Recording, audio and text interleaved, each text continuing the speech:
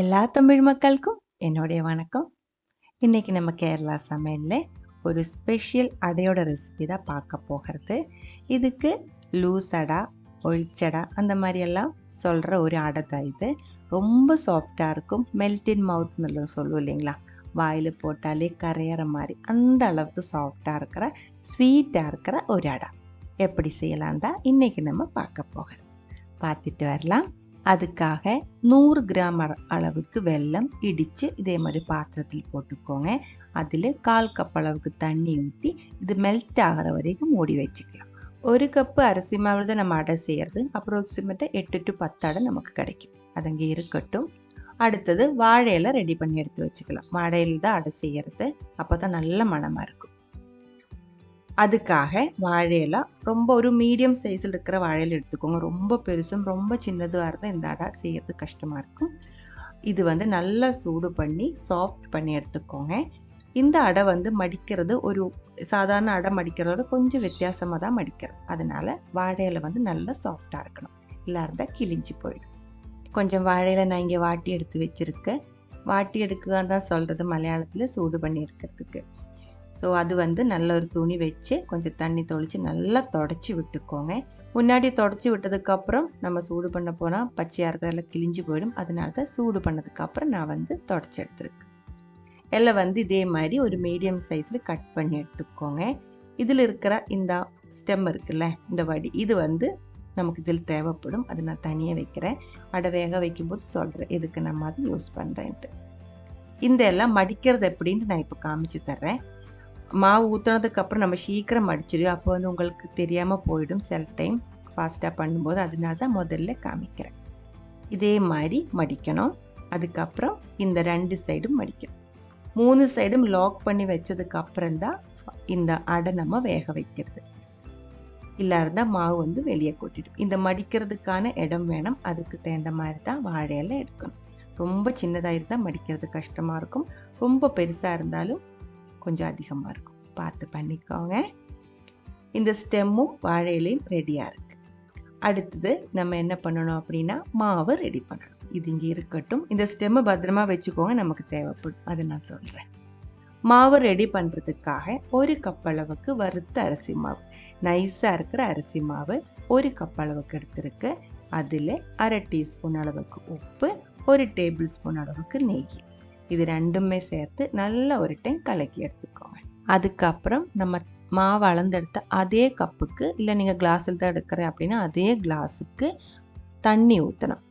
தண்ணி சாதாரணமாக இருக்கிற பச்சை தண்ணி தான், சுடு தண்ணி கிடையாது. பச்சையாக இருக்கிற தண்ணி ஊற்றி தான் மாவு கலக்கி எடுக்கணும். நம்ம வீட்டில் ரெடி பண்ணுற அரிசி மாவாக இருந்தாலும் மார்க்கெட்டில் இருந்து வாங்குகிற வறுத்த அரிசி மாவாக இருந்தாலும் ஒரே அளவு தண்ணி பத்தாது, வித்தியாசமாக இருக்கும். நான் இப்போ எடுத்துருக்கிற அரிசி மாவுக்கு 1 கப்பு மாவுக்கு 2 கப் அளவுக்கு தண்ணி எனக்கு கரெக்டாக இருக்குது. நீங்கள் முதல்ல 1 கப்பு தண்ணி ஊற்றிக்கோங்க. அதுக்கப்புறம் கொஞ்சம் கொஞ்சமாக ஊற்றி மாவோட கன்சிஸ்டன்சி கரெக்ட் பண்ணி எடுத்துக்கோங்க. இது இப்போ நான் மிக்ஸ் பண்ணி காமிக்கிறேன். இதோட கன்சிஸ்டன்சி நல்லா பார்த்துக்கோங்க. அதுக்கு தகுந்த மாதிரி தண்ணி ஊற்றி மிக்ஸ் பண்ணிக்கோங்க. நமக்கு இந்த கட்டியாக இருக்கிற இட்லி மாவு இருக்கும் இல்லைங்களா, அதே அளவுக்கு. ரொம்ப லூஸாகி போகக்கூடாது. ரொம்ப லூஸ் ஆயிடுச்சுன்னா நம்ம எல்லாம் மடிக்கும்போது மாவு வெளியே போயிடும். ரொம்ப கட்டியாகி போயிடுச்சுன்னா நம்ம அடையும் கொஞ்சம் கட்டியாக இருக்கும். அதனால அதை பார்த்துட்டு அதுக்கு தகுந்த மாதிரி அரிசி மாவில் தண்ணி ஊற்றி எடுத்துக்கோங்க. நைஸாக இருக்கிற வறுத்த அரிசி மாவு, மாறி போகாதீங்க. பாருங்கள், நம்ம மாவு ரெடியாக இருக்குது. அதுக்குள்ளே முதல்ல நம்ம தண்ணியில் கரைய வச்ச வெல்லம், அது நல்லா தண்ணி மாதிரி ஃபுல்லாக மெல்ட்டாக இருக்குது. இது ஒரு பேனில் நான் அரிச்சு ஊற்றிருக்கு. அதுக்கப்புறம் இது கொதிக்க வைக்கணும். நீங்கள் இந்த மாதிரியே செய்யணுன்ட்டெல்லாம் வெல்லம் முதல்ல கொதிக்க விட்டு அரிச்சு ஊற்றி எடுத்து செஞ்சாலும் போதும். இது நமக்கு கொஞ்சம் கேஸ் சேவ் ஆகும். அதனால தான் இந்த மாதிரி செஞ்சுருக்கு. வெல்லம் நல்லா கொதித்ததுக்கப்புறம் இதில் 1/2 கப் அளவுக்கு தேங்காய் துருவி சேர்த்துருக்கு. அதுக்கப்புறம் நல்லா மிக்ஸ் பண்ணிக்கோங்க. லோ ஃப்ளேமில் வச்சு நல்லா இதே மாதிரி மிக்ஸ் பண்ணிக்கோங்க. இந்த வெல்லம் ஃபுல்லாக தேங்காயில் அப்சர்வ் ஆகணும். அதுக்கப்புறம் 1 டீஸ்பூன் அளவுக்கு ஏலக்காய் பவுடர், 1/2 டீஸ்பூன் அளவுக்கு ஜீரக பவுடர், சின்ன ஜீரகம் இருக்குது இல்லைங்களா, அதோட பவுடர். சுக்கு பவுடர் வேணுன்னா அதுவும் நீங்கள் சேர்த்துக்கலாம். அந்த வெல்லம் ஃபுல்லாக இந்த தேங்காயில் அப்சர்வ் ஆகி தேங்காய் வந்து ட்ரை ஆகி ஒட்டுற மாதிரி ஆகும்போது ஆஃப் பண்ணி எடுத்துக்கோங்க. கொஞ்சம் ஆற விட்டுக்கோங்க.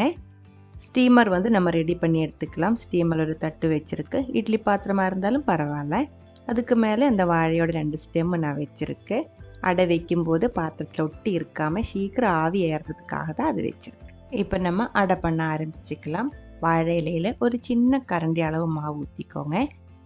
இந்த மாவோட அளவு வந்துட்டு நம்ம எடுக்கிற வாழை இலையோட சைஸு பார்த்துட்டு தான் ஊற்றணும். ரொம்ப ஓரமாக இதே மாதிரி ஸ்ப்ரெட் பண்ணாமல் நடுவில் ரொம்ப தின்னாக இதே மாதிரி ஸ்ப்ரெட் பண்ணிக்கோங்க. ரொம்ப அதிகமாக கட்டியாக மாவு ஊற்றாதீங்க. அதுக்கப்புறம் ஒரு சைடில் மட்டும் நம்ம ரெடி பண்ணி வச்ச ஃபில்லிங், தேங்காயோட ஃபில்லிங் வந்துட்டு ஸ்பூன் வச்சுட்டா இல்லை கை வச்சுட்டா இதே மாதிரி பாதி ஃபில் பண்ணி விட்டுக்கோங்க. அதுக்கப்புறம் ஒரு சைட்லேருந்து இன்னொரு சைடுக்கு மடிச்சுக்கோங்க. 3 சைடும் இதே மாதிரி லாக் பண்ணிக்கோங்க. 2 இல்லை 3 அடை இதே மாதிரி ரெடி பண்ணி வச்சுட்டு உடனே ஸ்டீமரில் வச்சுக்கோங்க. இது வந்து எல்லா அடையும் ரெடி பண்ணி மேலே மேலே வச்சு அப்புறமா ஸ்டீமரில் வைக்க போயிடுச்சுன்னா மாவு வந்து வெளியே கொட்டுறதுக்கான வாய்ப்பு இருக்குது. அதனால ஸ்டீமர் முதல்ல ஆவி வர்றதுக்காக வச்சதுக்கப்புறம் ரெடி பண்ணி எடுக்கிற அடை அப்பப்போ அதுக்குள்ளே வச்சுக்கோங்க. 2 நான் இப்போ வச்சுருக்கு. மிச்சம் எல்லா அடையுமே நம்ம இதே மாதிரி செஞ்சு எடுத்துக்கலாம். இதில் ஃபில்லிங்காக நான் தேங்காய் வெல்லம் மட்டும்தான் சேர்த்துருக்கு. உங்களுக்கு அது கூட கொஞ்சம் நெய் கூடி சேர்த்துக்கலாம், நட்ஸு சேர்த்துக்கலாம். நேந்திரப்பழம் இருக்குது இல்லைங்களா, நேந்திரப்பழம் சின்ன பீஸாக கட் பண்ணி சேர்த்துக்கலாம், அவல் சேர்த்துக்கலாம். அதெல்லாம் உங்களோட ஐடியாவுக்கு தகுந்த மாதிரி நீங்கள் ஃபில்லிங் மாற்றிக்கோங்க. இது அடை வந்துட்டு நம்ம வேக வைக்கும்போது ரொம்ப சாஃப்டாக இருக்கிற அடையாக இருக்கிறதுனால ஆவியில் வேக வைக்கும்போது மேலே மேலே அமுங்கி இருக்கும், ஒட்டி இருக்கும். அது வராமல் இருக்கிறதுக்காக எல்லா இடமுமே ஒரே மாதிரி ஆவி ஏறுறதுக்காக தான் இடையில நம்ம அந்த வாழையோட ஸ்டெம் இருக்குல்ல, அது வந்து இடையில இதே மாதிரி 1-2 வச்சு கொடுத்துக்கோங்க. அப்போ வந்துட்டு அடை கீழே இருக்கிற அடைக்கு மேலே ஒட்டாமல் கொஞ்சம் பொங்கி நிற்கும். அப்போ வந்து ஆவி வந்து எல்லா இடமுமே ஏறி சீக்கிரம் எல்லாம் ஒரே மாதிரி வெந்து கிடைக்கும். 10 நிமிஷம் மீடியம் லோ ஃப்ளேமில் நல்ல ஆவி வர்றதுக்காக வச்சுக்கோங்க. அதுக்கப்புறம் நம்ம இது எடுத்துக்கலாம். அடை ஒன்றுக்கு ஒன்று ஒட்டி இருக்குன்னு தோணிடுச்சுன்னா மெதுவாக இடையில ஓப்பன் பண்ணி கொஞ்சம் மாற்றி திருப்பி கூடி நீங்கள் முடிஞ்சால் போட்டுட்டு வேக வச்சு எடுத்துக்கோங்க. 10 நிமிஷத்துக்கு அப்புறம் எல்லா அடையுமே ரெடியாக இருக்குது.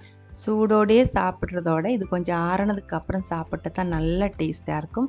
சூடோடையே சாப்பிட்டா லைட்டாக கொஞ்சம் ஒட்டுற மாதிரி இருக்கும். ஆறினதுக்கப்புறம் சாப்பிட்டா ரொம்ப ரொம்ப சாஃப்டாக இருக்கும். இப்போ இது நல்லா ஆறிடுச்சு.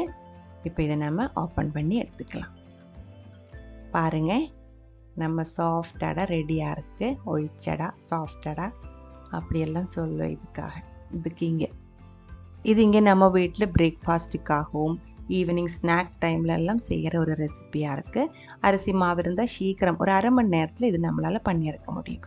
இப்போ நீங்கள் அரிசி மாவே வேணுன்ட்டுல அரிசி ஊற வச்சு அரைச்சி நல்லா திக்காக அரைச்சி கூடி இது செஞ்சு எடுத்துக்கலாம். அரைக்கும்போது கொஞ்சம் நெய் உப்பு சேர்த்து அரைச்சிக்கோங்க, அவ்வளோதான். இப்போ இதை நான் ஒரு ஸ்பூன் வச்சு கட் பண்ணி காமிக்கிறேன். எவ்வளோ சாஃப்டாக இருக்குன்னு பார்த்துக்கோங்க. பாருங்கள், இந்த ஒரு ஸ்பெஷல் ரெசிபி உங்களுக்கு பிடிச்சிருந்தா கண்டிப்பாக ட்ரை பண்ணி பாருங்கள். அதுக்கப்புறம் உங்களோட கமெண்ட்ஸ் எல்லாம் சொல்லிடுங்க. இந்த சமையல் பிடிக்கிற ஃப்ரெண்ட்ஸுக்கு மறக்காமல் ஷேர் பண்ணி விட்டுக்கோங்க.